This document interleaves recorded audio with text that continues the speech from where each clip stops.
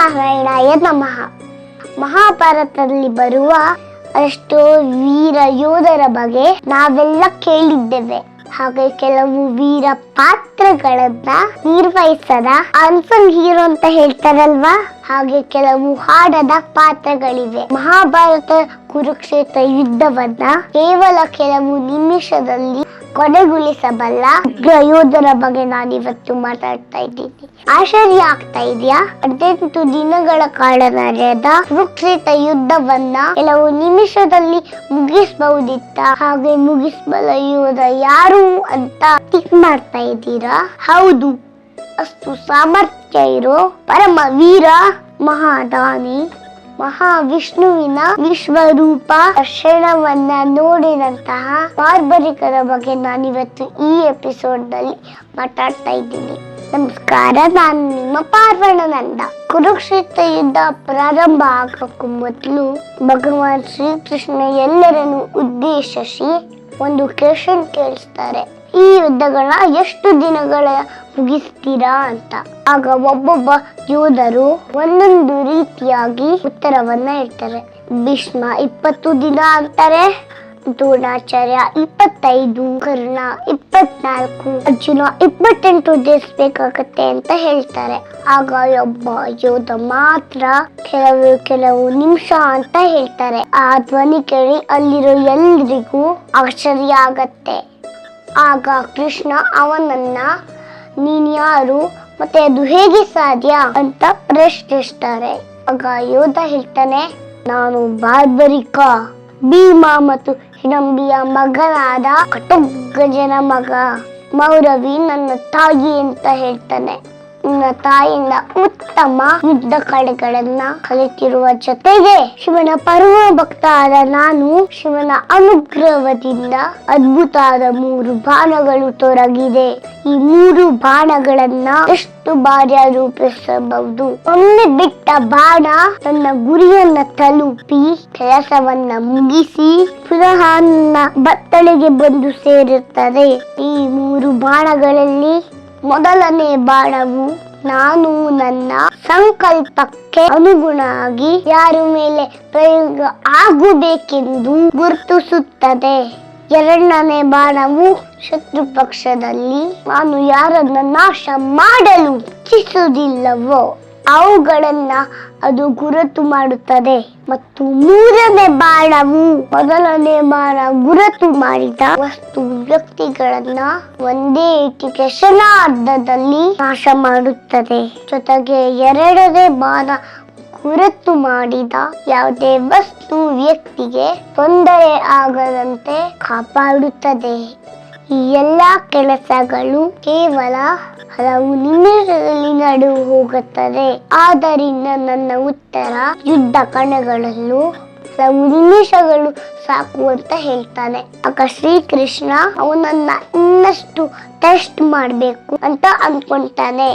ಬಾರ್ಬರಿಕ ಯುದ್ಧಕ್ಕೆ ಸೇರ್ಬೇಕು ಅಂತ ಹೋಗ್ತಾ ಇರೋ ಕಾಡಿನ ಮಧ್ಯದಲ್ಲಿ ಶ್ರೀಕೃಷ್ಣ ಒಬ್ಬ ಸಂತನ ವೇಷ ಧರಿಸಿ ಅವನ ಎದುರಿಗೆ ಬರ್ತಾನೆ. ಸಂತನ ವೇಷದಲ್ಲಿರೋ ಕೃಷ್ಣ ಮತ್ತು ಅವನ ಶಕ್ತಿ ಸಾಮರ್ಥ್ಯ ಬಗ್ಗೆ ಪ್ರಶ್ನೆ ಮಾಡುವುದರ ಜೊತೆಗೆ ಈ ಆಲದ ಮರದ ಎಲ್ಲಾ ಎಲೆಗಳನ್ನ ಗುರುತಿಸಿ ನಾಶ ಮಾಡಿ ನಿನ್ನ ಶಕ್ತಿಯನ್ನ ತೋರಿಸು ಅಂತ ಹೇಳ್ತಾನೆ. ಸಂತರ ಮಾತಿಗೆ ಬೆಲೆ ಕೊಟ್ಟು ಬಾರ್ಬರಿಕ ಬಾಣವನ್ನ ಬಿಡಲು ಕಣ್ಮುಚ್ಕೊಂತಾನೆ.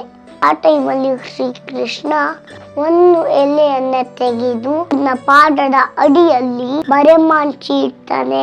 ಬಾರ್ಬರಿಕ ಬಿಟ್ಟ ಬಾಣ ಮರದ ಎಲೆಗಳೆಲ್ಲ ಸುತ್ತಿ ನಂತರ ಶ್ರೀಕೃಷ್ಣನ ಪಾದಕ್ಕೆ ಬಂದು ಸುತ್ತತ್ತೆ. ಆಗ ಶ್ರೀಕೃಷ್ಣ ಆಶ್ಚರ್ಯದಿಂದ ತನ್ನ ಪಾದವನ್ನೆತ್ತಿ ಎಲೆಯನ್ನು ತಲುಪಲು ಅವಕಾಶವನ್ನು ನೀಡ್ತಾನೆ. ಆಗ ಬಾಣ ಆ ಎಲೆಯನ್ನು ಕೂಡ ಸುಟ್ಟು ಹಾಕತ್ತೆ. ಆಗ ಶ್ರೀಕೃಷ್ಣಗೆ ಅವನ ಸಾಮರ್ಥ್ಯ ಬಗ್ಗೆ ಅರಿವಾಗತ್ತೆ. ಇಂಥ ಪರಾಕ್ರಮಿ ಯಾರ ಪರವಾಗಿ ಯುದ್ಧ ಮಾಡ್ತಾನೆ ಅಂತ ತಿಳ್ಕೊಳಕ್ಕೆ ಬಾರ್ಬರಿಕನಿಗೆ ಕೇಳ್ತಾನೆ. ಆಗ ಬಾರ್ಬರಿಕ ಹೇಳ್ತಾನೆ, ನಾನು ನನ್ನ ತಾಯಿ ಹಾಗೂ ಗುರುಗಳಿಗೆ ಮಾತಿನಂತೆ ಯಾವ ಸೈನ್ಯವು ವೀಕ್ ಆಗಿರುತ್ತೋ ಅವರ ಪರ ಯುದ್ಧ ಮಾಡ್ತೀನಿ. ಪಾಂಡವರ ಪರ ಭಗವಾನ್ ಶ್ರೀಕೃಷ್ಣ ಇರುವುದರಿಂದ ಸಂಖ್ಯೆಯಲ್ಲಿ ದೊಡ್ಡದಿದ್ದರೂ ಕೌರವರೇ ದುರ್ಬಲರು. ಹಾಗಾಗಿ ನಾನು ದುರ್ಬಲರಾದ ಕೌರವರ ಪರ ನಿಂತು ಯುದ್ಧ ಮಾಡ್ತೀನಿ ಅಂತ ಹೇಳ್ತಾನೆ. ಬಾರ್ಬರಿಕ ಕೌರವ ಪಕ್ಷಕ್ಕೆ ಹೋದರೆ ಪಾಂಡವರ ನಾಶ ಖಚಿತ. ನಾನು ಮಾಡಲೇಬೇಕು ಅಂತ ಯೋಚಿಸಿ ಶ್ರೀಕೃಷ್ಣ ಬಾರ್ಬರಿಕಂಗೆ ಹೇಳ್ತಾನೆ, ಬಾರ್ಬರಿಕನೇ, ನಿನ್ನ ಮಾತೃಭಕ್ತಿ, ಗುರುಭಕ್ತಿ, ಪರಾಕ್ರಮವನ್ನ ಮೆಚ್ಚಿದ್ದೇನೆ. ನನ್ಗೆ ದಾನವಾಗಿ ಏನಾದ್ರು ಕೊಡುವೆಯಾ ಅಂತ ಕೇಳ್ತಾರೆ. ಏನು ಬೇಕಾದ್ರೂ ಕೇಳಿ, ನಾನು ಕೊಡಲು ಸಿದ್ಧ ಅಂತ ಬಾರ್ಬರಿಕ ಹೇಳ್ತಾನೆ. ಸಂತ ವೇಷದಲ್ಲಿರೋ ಕೃಷ್ಣ ನಿನ್ನ ಶಿರವನ್ನ ನೀಡು ಅಂತ ಹೇಳ್ತಾನೆ. ಆಗ ಬಾರ್ಬರಿಕ ಆತಂಕ ಮತ್ತು ಗೊಂದಲದಿಂದ ಸಂತನ ಬಳಿ ನೀನ್ ಯಾರು ಅಂತ ಕೇಳ್ತಾರೆ. ಶ್ರೀಕೃಷ್ಣ ಮಹಾವಿಷ್ಣುವಿನ ವಿಶ್ವರೂಪವನ್ನ ತೋರಿಸುವುದ ಮೂಲಕ ತನ್ನನ್ನ ತಾನು ಬಹಿರಂಗ ಪಡಿಸ್ತಾನೆ. ಆಗ ಬಾರ್ಬರಿಕ ಯಾವುದೇ ಆತಂಕ ಇಲ್ಲದೆ ತನ್ನ ಶಿರಚ್ಛೇದನಿಂದ ಧರ್ಮಕ್ಕೆ ಜಯ ಸಿಗುವುದೇ ಆದಲ್ಲಿ ನಾನು ಸಿದ್ಧ.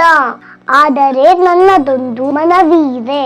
ನಾನು ಈ ಕುರುಕ್ಷೇತ್ರ ಯುದ್ಧವನ್ನ ಸಂಪೂರ್ಣ ಆಗಿ ನೋಡಲು ಅವಕಾಶ ಕಲ್ಪಿಸುವಂತಾನೆ.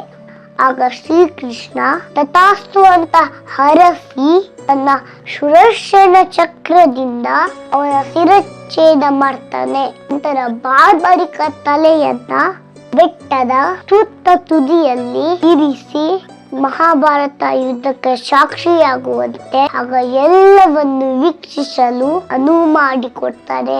ಯುದ್ಧ ಮುಗಿದ ನಂತರ ಜಯಶಾಲಿಯಾದ ಪಾಂಡವರು ಯುದ್ಧದಲ್ಲಿ ನಾವು ಜಯಶಾಲಿಯಾಗಲು ಯಾರು ಕಾರಣ ಅಂತ ವಾದ ವಿವಾದ ನಡೆಸ್ತಾ ಇರ್ತಾರೆ. ಆಗ ಶ್ರೀಕೃಷ್ಣ ಇದಕ್ಕೆ ಉತ್ತರ ಬಾರ್ಬರಿಕನೇ ಹೇಳ್ಬೇಕು ಅಂತಾರೆ. ಆಗ ಬಾರ್ಬರಿಕ ಶ್ರೀಕೃಷ್ಣನ ಸುತ್ತಾದ ಸಲಹೆಯಿಂದ ನೀವು ಯುದ್ಧ ಗೆಲ್ಲಕ್ಕೆ ಸಾಧ್ಯ ಆಯ್ತು ಅಂತ ಹೇಳ್ತಾನೆ. ಆಗ ಶ್ರೀಕೃಷ್ಣ ಬಾರ್ಬರಿಕಂಗೆ ಆಶೀರ್ವದಿಸಿ ನಂತರ ಅವನ ತಲೆಯನ್ನ ರೂಪವತಿ ಅನ್ನೋ ನದಿಯಲ್ಲಿ ಮುಳುಗಿಸ್ತಾರೆ. ಇದೇ ಮಹಾಯೋಧ ಬಾರ್ಬರಿಕನ ಕತೆ. ಇನ್ನಷ್ಟು ಇಂಟ್ರೆಸ್ಟಿಂಗ್ ಮಿಥಾಲಜಿಕಲ್ ಸ್ಟೋರಿಯೊಂದಿಗೆ ನಾನು ನಿಮ್ಮನ್ನ ಮುಂದಿನ ವಿಡಿಯೋದಲ್ಲಿ ಮೀಟ್ ಆಗ್ತೀನಿ. ಬಾಯ್. ಈ ವಿಡಿಯೋ ನಿಮ್ಗೆ ಇಷ್ಟ ಆದಲ್ಲಿ ಲೈಕ್ ಮಾಡಿ, ಸಬ್ಸ್ಕ್ರೈಬ್ ಮಾಡಿ ಹಾಗೂ ಶೇರ್ ಮಾಡೋದನ್ನ ಮರಿಬೇಡಿ.